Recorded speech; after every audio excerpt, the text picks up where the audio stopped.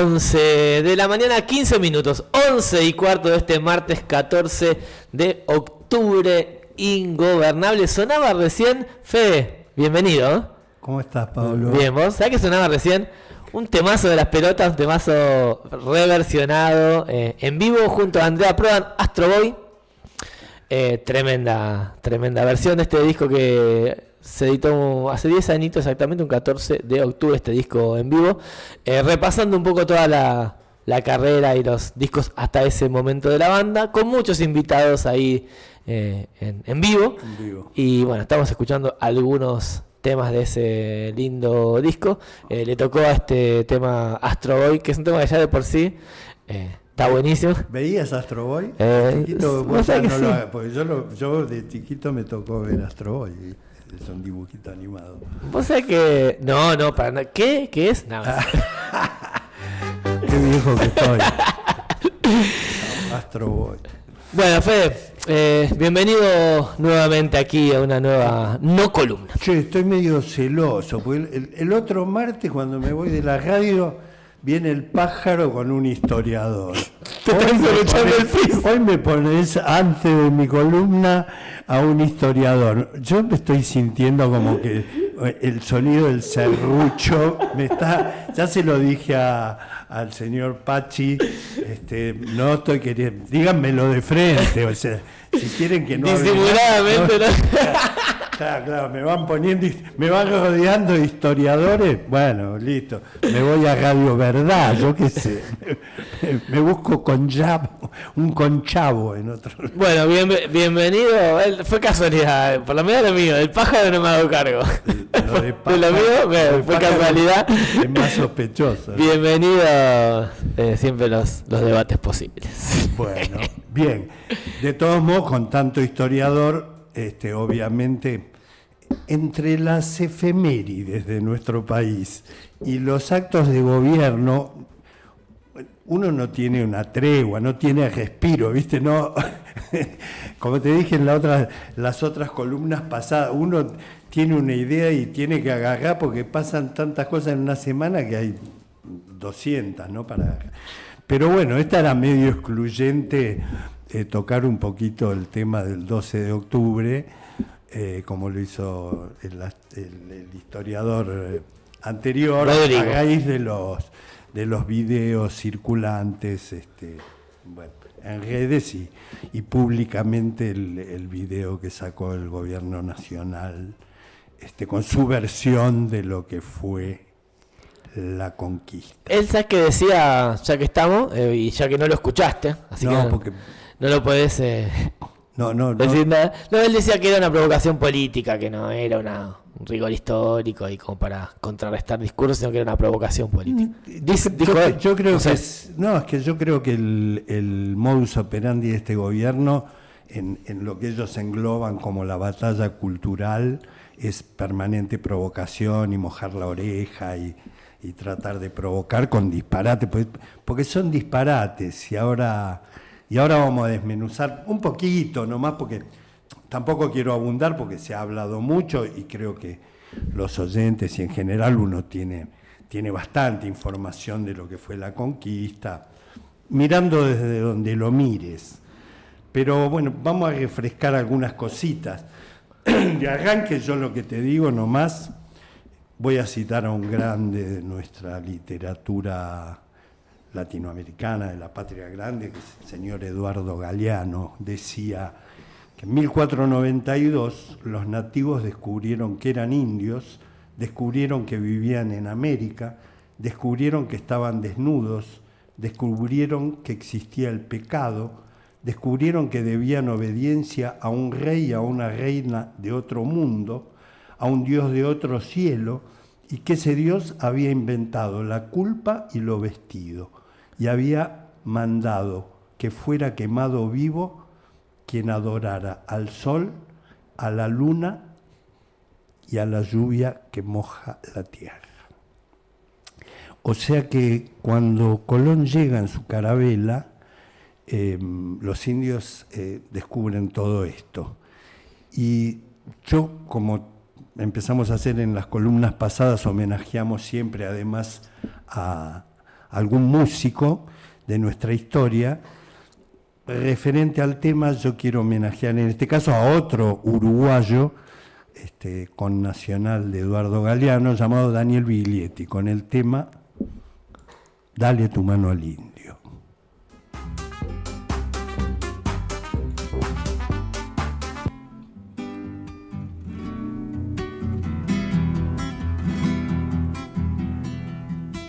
Dale tu mano al indio, dale que te hará bien. Encontrarás el camino como ayer yo lo encontré. Dale tu mano al indio, dale que te hará bien. Te mojará el sudor santo de la lucha y el deber. La piel del indio te enseñará todas las sendas que habrás de andar. Mano de cobre te ha de mostrar toda la sangre que has de dejar. Dale tu mano al indio, dale que te hará bien. Encontrarás el camino como ayer yo lo encontré. Es el tiempo del cobre, mestizo, grito y fusil. Si no se abren las puertas, el pueblo las ha de abrir. América está gritando y el cielo se vuelve azul. Pampas, ríos y montañas liberan su propia luz. La copla no quiere dueños, patrones no más mandar. La guitarra americana peleando aprendió a cantar. Peleando aprendió a cantar. Peleando aprendió a cantar. Peleando aprendió a cantar. Bueno, peleando aprendió a cantar. Arrancamos con un doblete así oriental a full, ¿no? Eduardo Galeano y Daniel Biglietti. Para no quedarnos atrás, y digo para ver, ya hablamos en otras columnas de todas las referencias de los padres de la patria como Belgrano y San Martín, fundamentalmente sobre el reconocimiento a los pueblos originarios, ¿no? Belgrano llegó a proponer en el Congreso de Tucumán de 1816 una monarquía incaica, para darnos una idea. Castelli festeja el 25 de mayo de 1811, el primer aniversario de la Revolución de Mayo, en Bolivia, con todas las poblaciones aymaras y quichuas en el altiplano boliviano, ¿no? Y como si esto fuera poco, te voy a nombrar a otro gran personaje de nuestra cultura popular, ni más ni menos llamado, su nombre artístico no es ni más ni menos que Atahualpa Yupanqui, no sé si me siguen, ¿no? El nombre no solo de un emperador incaico, sino de dos, Atahualpa y Yupanqui. Y dice así: América es el largo camino de los indios, ellos son estas cumbres y aquel valle, y esos montes callados perdidos en la niebla, y aquel maizal dorado, y el hueco entre las piedras y la piedra desierta. Desde todos los sitios nos están contemplando los indios, desde todas las altas cumbres nos vigilan. Han engordado la tierra con la carne del indio. Su sombra es centinela de la noche de América, y su grito quebrado duerme allá en los abismos. Los cóndores conocen el silencio del indio. Donde quiera que vamos está presente el indio. Lo respiramos, lo presentimos, andando sus comarcas. Quechua, aymara, tehuelche, guaraní, mocoví, chiriguano, charrúa, chipcha, mataco o pampa, ranquel, arauco, patacón, diaguita o calchaquí, omahuaca, atacama, tonocotés o toba. Desde todos los sitios nos están contemplando los indios. Porque América es eso, un largo camino de indianidad sagrada, entre la gran llanura, la selva y la piedra alta, y bajo la eternidad de las constelaciones. Sí, América es el largo camino de los indios y desde todos los sitios nos están contemplando. Hermosura. Tremendo. Tremenda hermosura total, poesía de la buena, al lado de las provocaciones chabacanas, como ese video puesto al aire por el gobierno libertario. Pero vamos a desentrañar un poquito, para no meterme en todo lo que fue la columna. Se me ocurrió contar un poquito a dónde es que llegó Colón, en esa travesía con la carabela, que por demás está decir que no venía con doctores a traer el progreso, ni con grandes evangelizadores. O sea, el grueso de la población eran condenados a muerte, ladrones, delincuentes, que a cambio de la libertad se embarcaron en una aventura, en una tierra que, convengamos, gran parte en esa época pensaban que era plana, con lo cual se podrían caer al abismo de no sé qué. O sea, todavía no habían comprobado que la tierra era redonda, era una suposición, y allí vinieron. Pero ¿sabes a dónde llegaron, Pablo? Al primer lugar que llega la carabela de Colón, a Santa María, la Niña y la Pinta. ¿A dónde? Llegan a una isla que se llama Haití, que bautizan la Española. Mira qué paradoja, ¿no? Porque llegan a una isla que obviamente no descubren, existía ahí, tenía una población muy vasta de pueblos originarios, los taínos.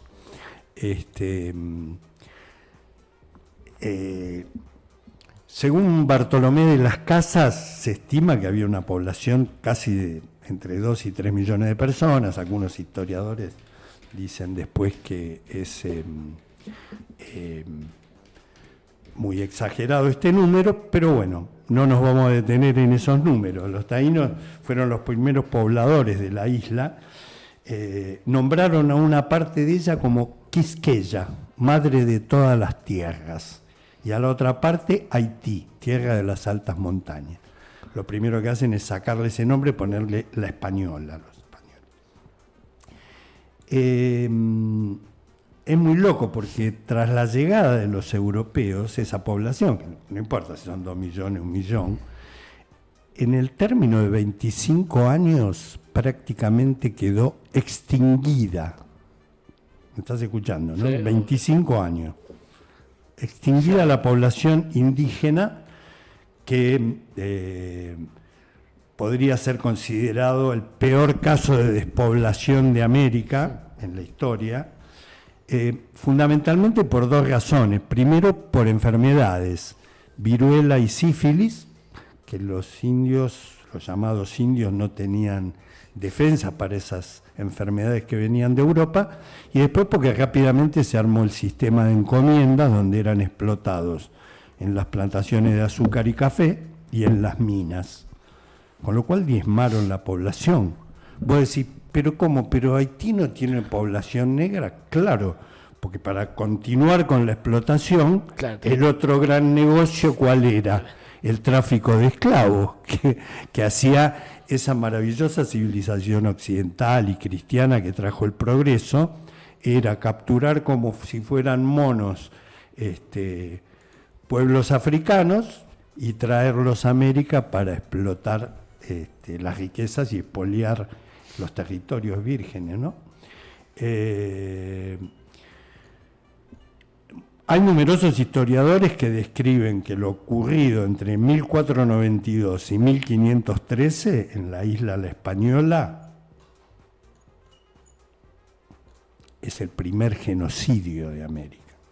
Así, poniendo la lupa nada más que en Haití. Después podemos hablar de que a lo largo de toda la conquista, porque después cuando toman el continente y ya conquistan México un poquito después, en 1520, engañan a Moctezuma y destruyen el imperio azteca, y después Pizarro hace lo mismo con el imperio incaico. Bueno, a lo largo de la conquista y esos 300, 400 años, se habla de un número de 90 millones de muertos, con lo cual podemos sí hablar como el primer genocidio de la humanidad, el acontecido en América. Con lo cual, contar en un videíto a la ligera, hasta como provocación, como me contabas, como provocación política, la verdad que es una falta de respeto a los miles de seres, culturas y tradiciones que habitaban la América desde tiempos inmemoriales, ¿no? Con su cultura, con avances. Te digo, tuve la posibilidad de estar en México cuando vos ves la arquitectura maya o cuando estás en Machu Picchu. Yo que trabajo en la construcción y ve lo que los tipos hacían en 1400 en Machu Picchu, el encastre de piedra que no entra una hoja de gilet. Y vos decís, che, pero nosotros ahora en la obra con la lija al agua 150 no podemos dejar el yeso más o menos liso. Y los tipos pulían la piedra y encastraban la piedra y te hacían un monumento. O sea, realmente somos unos... hemos involucionado, si lo vemos por ahí. Lejos de haber progresado, no sé a qué se referirán con lo del progreso.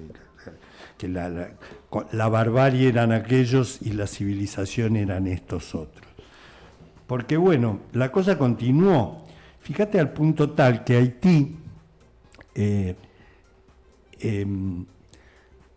se empieza a transformar en una república negra, porque se llena de negros esclavos, se arma la explotación. En el siglo XVIII generaba el 40% se transforma en colonia francesa, porque los franceses los corren a los españoles. O sea que seguía llegando una gran civilización europea y occidental. Haití concentraba el 40% del comercio exterior de Francia en el siglo XVIII y duplicaba el producto de todas las colonias inglesas juntas. O sea, Haití era una isla y era una potencia mientras era expoliada. El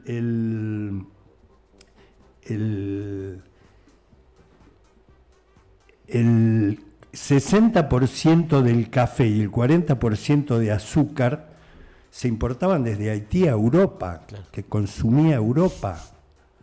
O sea, ¿qué pasó para que Haití hoy sea el pueblo más pobre y sojuzgado de la tierra? Porque algo pasó, ¿no? Porque si lo que había llegado era la civilización, el progreso, destruyeron la barbarie supuestamente, en 25 años exterminaron a la población nativa, después trajeron a los negros. ¿Qué les pasó? ¿Saben lo que les pasó? Que los negros, en un momento, puedo hablar mal, se hincharon la pelota de ser sojuzgados, explotados, y entonces se empiezan a organizar y se empiezan a sublevar, pequeñas sublevaciones a lo largo del siglo XVIII, 1750, 1760, hasta que acontece la gran revolución de los esclavos en 1791. Dan vuelta a la isla, degüellan a todo lo blanco que había, lo liquidan. Hacen un vudú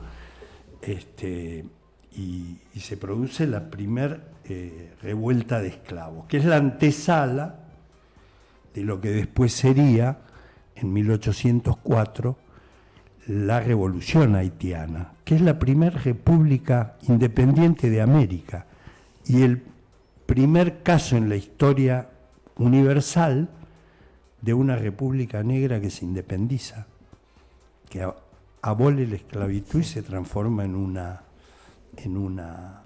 república independiente. Y la primera república de América, estamos hablando de 1804, antes de 1810 Argentina, Bolivia 1820 y pico, y en 1822 Perú, bueno, etcétera, etcétera. Primera república. ¿Qué pasó? No fue gratis. Vos sabés que hasta el día de hoy Francia le cobra a Haití los daños de aquella guerra independentista. O sea, pagaron hace 2 siglos que están pagando por semejante osadía, ¿no? Porque no fue menor. Es más, es curioso porque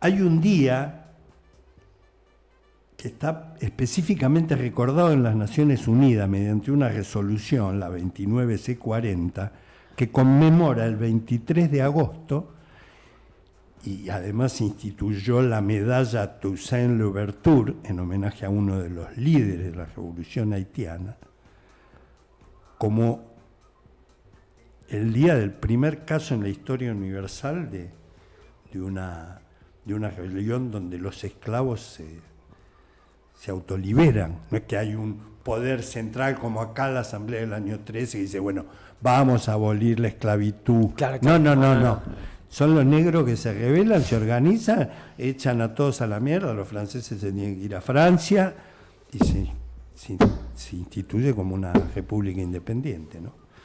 La verdad que maravilloso recordar y tener presente este punto porque lo cobarde y lo cruel y lo cruento, no solo de toda la conquista, por todas estas cosas que estoy relatando, por todo lo que después pasó tanto en México como en Perú y a lo largo, y así seguimos para abajo. Los últimos pueblos en ser domados fueron los del Cono Sur, las tribus que habitaban el suelo argentino. ¿Y sabes por qué? Porque tenían una estructura, o sea, si bien encomiable el imperio azteca y el imperio peruano, digo encomiable porque tenía un sistema, si bien sometían a otros pueblos y había rencillas como cuenta el video institucional entre diferentes etnias, como siempre a lo largo de todo el mundo, porque de esto no estaban exentos ni los romanos, ni los griegos con Esparta y Atenas, ni los españoles, ni nadie.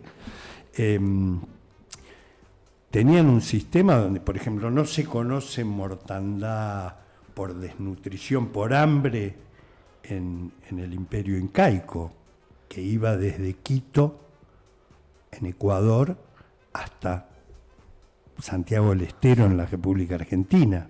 Hay construcciones en el norte nuestro, además, bueno, Santiago del Estero se habla el quichua, llegaron hasta Mendoza. Y no solo los españoles no pudieron seguir avanzando, porque la organización social de las tribus que habitaban el Cono Sur, tehuelches, ranqueles, pampas, no tenía una estructura aristocrática donde había rangos.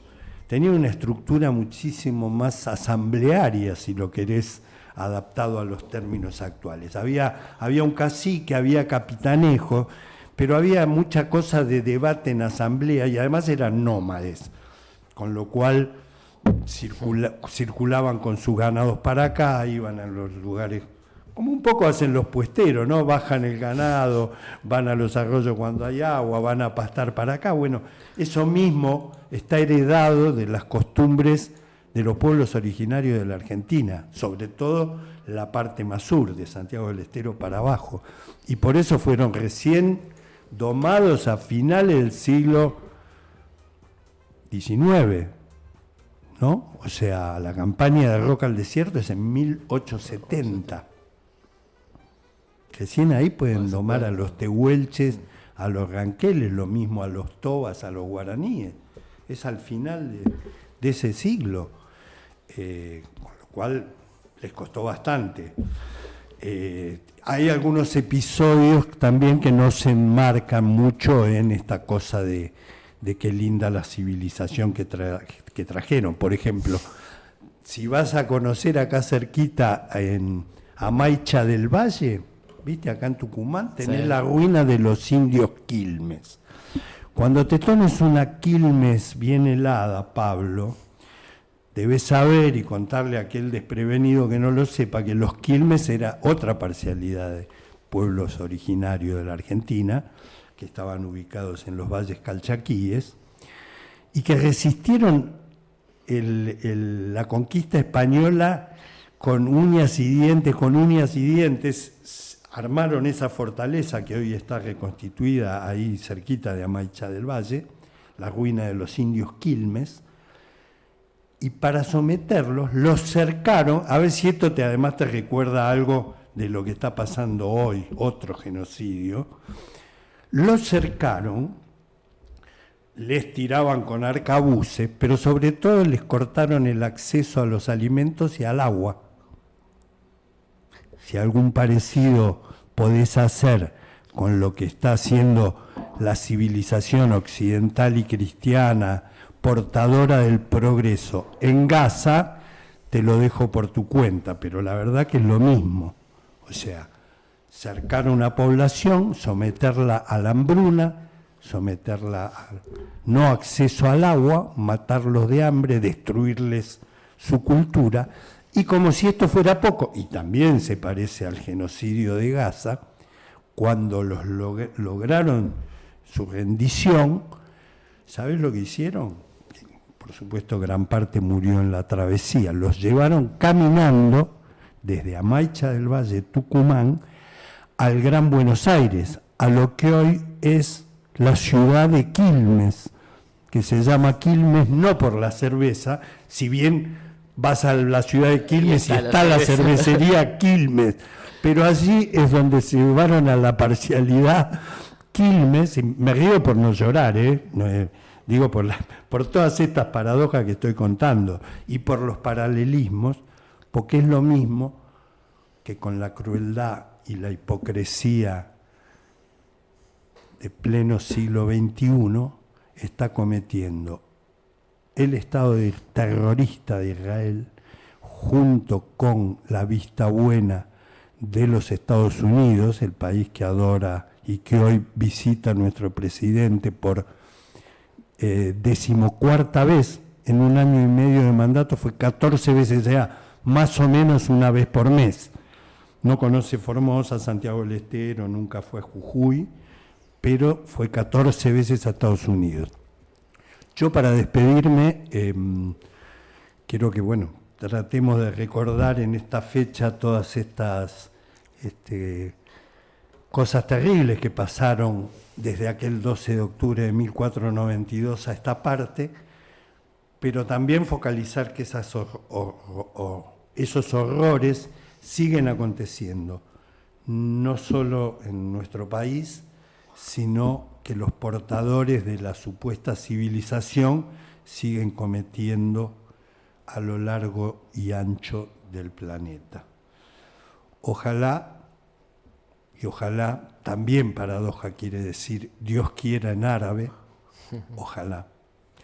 ojalá que podamos tomar conciencia antes de que destruyan nuestra patria, nuestra comunidad, que destruyan nuestro continente, que nos vayan transformando en pequeños narcoestados donde gobierne el narco en vez de que nos gobernemos como pueblo en comunión y libertad, y que algún día podamos trabajar nuevamente por aquel sueño de nuestros padres fundadores, por nuestra patria grande.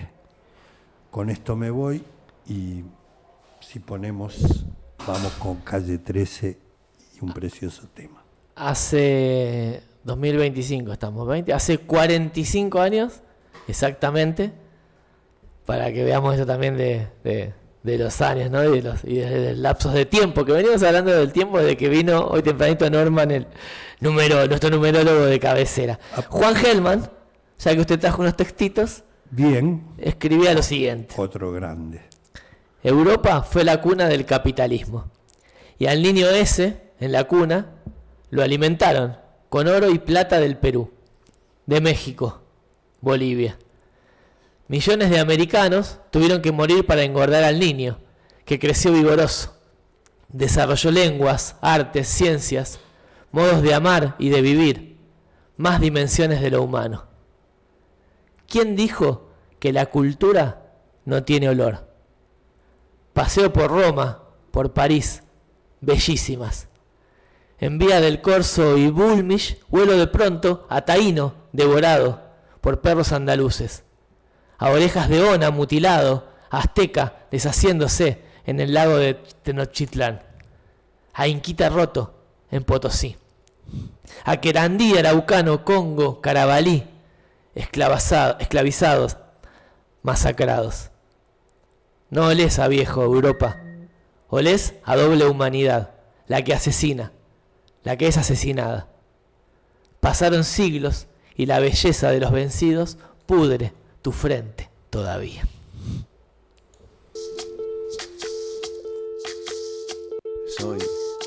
Soy lo que dejaron, soy toda la sobra de lo que se robaron. Un pueblo escondido en la cima, mi piel es de cuero, por eso aguanta cualquier clima. Soy una fábrica de humo, mano de obra campesina para tu